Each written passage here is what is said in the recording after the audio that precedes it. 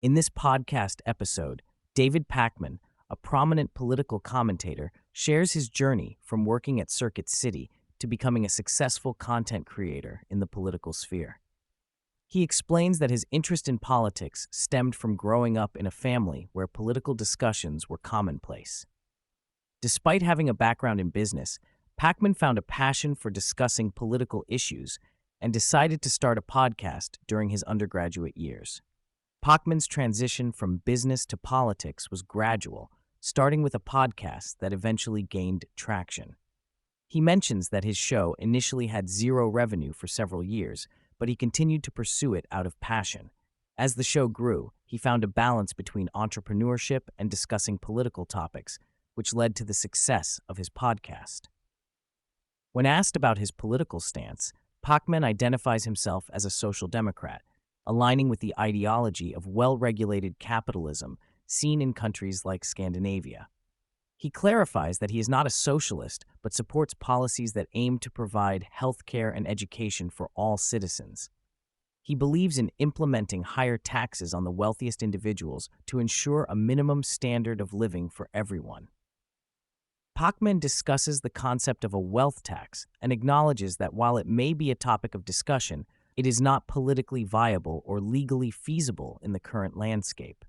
He expresses a nuanced view on billionaires, stating that he is agnostic about their existence, but emphasizes the importance of ensuring basic needs like housing and healthcare for all individuals. Pakman shares his experience of being invited to an off-the-record meeting with Vice President Kamala Harris at the White House. He highlights Harris's knowledge and personable demeanor during the meeting, dispelling any preconceived notions about her public image. The discussion revolved around various political issues, including the upcoming election and voter sentiments in Michigan. Pakman addresses the perception of politicians in the media and how it can differ from their actual personalities. He emphasizes the importance of forming genuine opinions and engaging in honest discussions rather than catering to a specific audience. While acknowledging the polarization in political discourse, he remains committed to expressing his authentic views without conforming to extreme ideologies. The conversation shifts to the topic of cognitive decline in political figures, specifically focusing on former President Donald Trump and President Joe Biden. Pakman shares insights from experts regarding the use of medication to mask cognitive decline and dispels conspiracy theories surrounding the issue. He emphasizes the need for evidence-based discussions rather than relying on unfounded claims. Pakman discusses the complexities of implementing a wealth tax as a solution to income inequality, highlighting the challenges of valuing assets like real estate and fine art. He suggests taxing capital gains at the same rate as income and reallocating funds from areas like military and defense spending to social programs.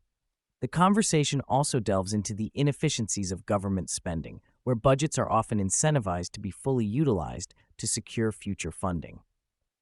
The discussion touches on the definitions of liberalism and conservatism, with liberalism encompassing social democracy and center-rightism, while conservatism leans towards traditional values and limited government intervention.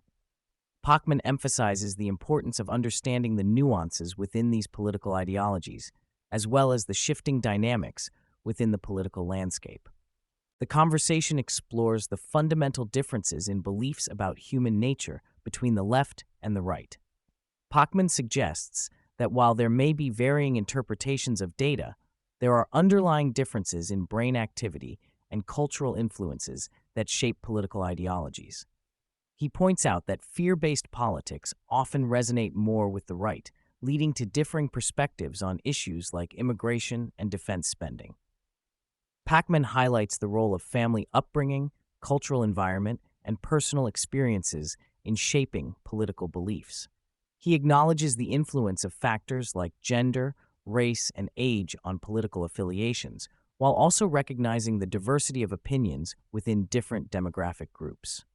The conversation delves into the impact of education and academic disciplines on political ideologies, with Pakman acknowledging the criticisms of certain liberal arts studies from conservative perspectives.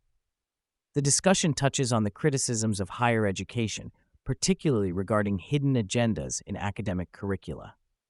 Pakman reflects on his own experiences in college and acknowledges the presence of ideological biases in some academic settings. He emphasizes the importance of calling out instances where identity politics and divisive narratives detract from constructive dialogue and critical thinking. Pakman expresses a dislike for traditional debates, citing the need for extensive preparation and the focus on articulation rather than the accuracy of information. Instead, he prefers engaging in conversations that involve researching topics, exploring different perspectives, and presenting conclusions based on facts and evidence. The conversation also delves into Pakman's experience interviewing individuals with extreme beliefs, such as a white nationalist, to understand the underlying factors that contribute to such ideologies. The conversation touches on the challenges of consuming media in the digital age, where clipped content can distort the original context of a message. Pakman emphasizes the importance of seeking out context when consuming media, citing examples where clipped content led to misunderstandings and misinterpretations. He also discusses the use of clip services and newsletters to stay informed about different perspectives, highlighting the need to consider a range of sources to gain a comprehensive understanding of political discourse. Pakman emphasizes the importance of properly funding public services and safety nets through tax revenue. He believes that taxes should be used efficiently rather than simply increasing rates. He acknowledges the benefits he receives from taxpayer-funded services like law enforcement and infrastructure. Pakman's views on nuclear energy and genetically modified organism (GMO) foods have evolved based on research and expert opinions. He acknowledges that newer nuclear technology is safer and more efficient, challenging the fear-mongering surrounding nuclear energy. Similarly, he has found no evidence to support concerns about the health effects of GMO foods, despite some skepticism from the left. Pakman addresses the topic of election fraud, citing findings from an investigation into alleged fraud by the Trump campaign. He emphasizes that instances of fraud have been minimal and unlikely to impact election outcomes. He also expresses skepticism about the likelihood of significant election fraud in the 2024 election. David Pakman expresses his concerns about Nancy Pelosi's trades, particularly in relation to a Tesla-related trade that garnered controversy. While he acknowledges that he does not have all the details to definitively claim she acted on inside information, he emphasizes the need for more restrictions and transparency in such matters. He also highlights the importance of discouraging individuals who may have ulterior motives from running for office. When discussing the performance of Alejandro Mayorkas as the Director of Homeland Security, Pakman notes that the issue of the border is often framed inaccurately by some, particularly with unfounded claims about terrorists and drugs entering the country. He emphasizes the need for a more efficient asylum process and increased resources for immigration judges to expedite the adjudication of claims. He also stresses the importance of addressing visa overstays and working with source countries to address the root causes of migration. Regarding the idea of a border wall, Pakman acknowledges that physical barriers can have some deterrent effect, but argues that they may not address the underlying issues contributing to illegal immigration. He suggests that a comprehensive approach, including measures to punish companies hiring undocumented immigrants and addressing visa overstays, would be more effective in curbing unauthorized entry into the country. On the topic of transgender athletes competing in sports, Pakman highlights the complexity of the issue and the need for more research and expert input. He acknowledges that while some sports may not be significantly impacted by transgender participation, others may require careful consideration of factors such as hormone treatments and performance differences. He suggests that studying the differences between intersex individuals and those born biologically male or female could provide valuable insights into addressing the inclusion of transgender athletes in sports. The conversation shifts to tipping culture, with David sharing his views on the practice. He believes tipping was originally intended for service workers who were not paid a full wage. However, he criticizes the widespread expectation of tipping in various industries and questions whether it is a way for employers to shift the burden of paying fair wages onto consumers.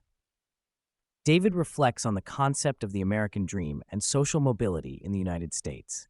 While acknowledging the opportunities available in a dynamic economy, he also highlights the challenges faced by individuals from lower income backgrounds in achieving upward mobility. He emphasizes the importance of balancing property rights with ensuring fair access to opportunities for all individuals.